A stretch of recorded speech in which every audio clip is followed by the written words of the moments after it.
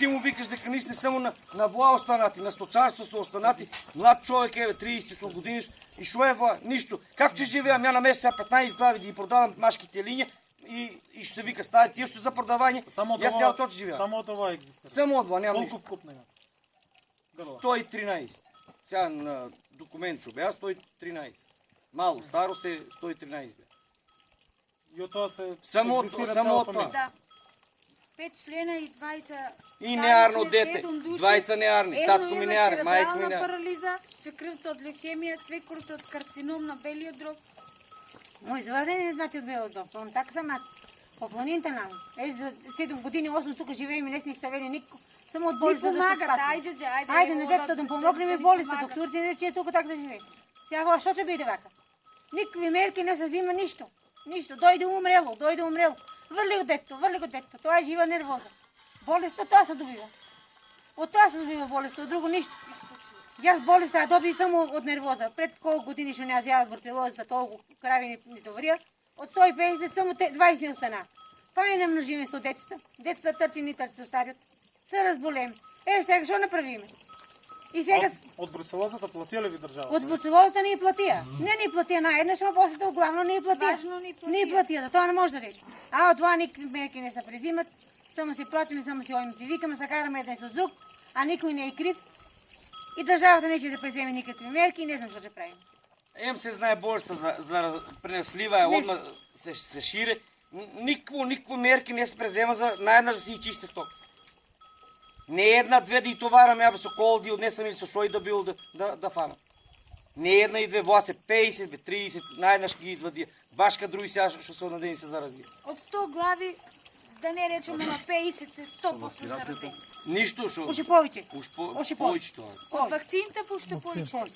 Почнаа да паѓа. Повеќе. Сигурно заразени били И од вакцините ги кутна уште повеќе. Да, ама затоа што вакцинацијата доцнаше 3 месеци. Значи Да. ние постојано Да. притискашаме уште од 1 мај нааму кој е прогласено уште крајот на април болест. Велеа дека вакцините на 1 мај ќе стигнат, па на 20 мај, па на 1 јуни, па на 15 јуни стигнаа уште пред некој ден. Значи ние 6 месеци внатре институцијата алармираме за сите овие У проблеми. Неготинската општина ги фана 14 крави увеше у селото, се одма ги фана. Ние еве кај сне што вика прекорит, ништо не преземаа мерки. Ја војсе не е стигната вакцината, не е стигната. Еве ние има мамата се не фана. Што живееме? Ништо не се гаранти. И што сега мен кај ми земе од вие? Што кај ми земе, ја што живеам? Што живеам? Ни лозија, ни грози, ништо нема.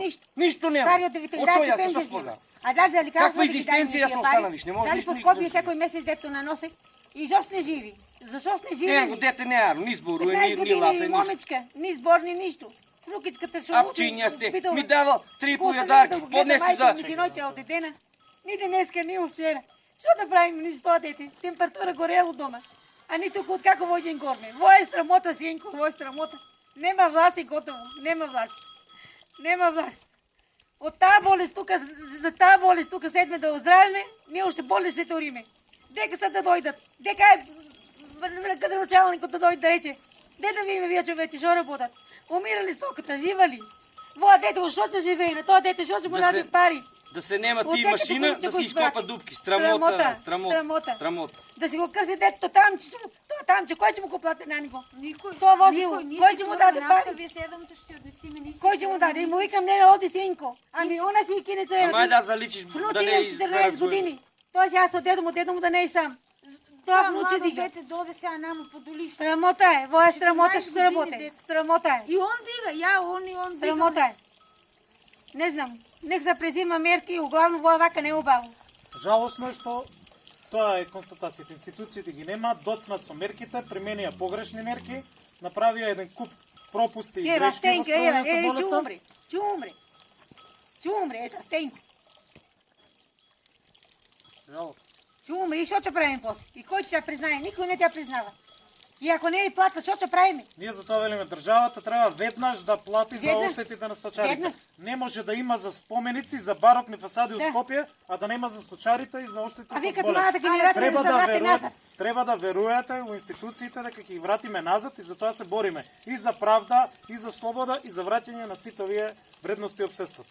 Затоа ние предвидуваме и поголеми субвенции за сточарите, 30% дополнителни субвенции за секое ново грло.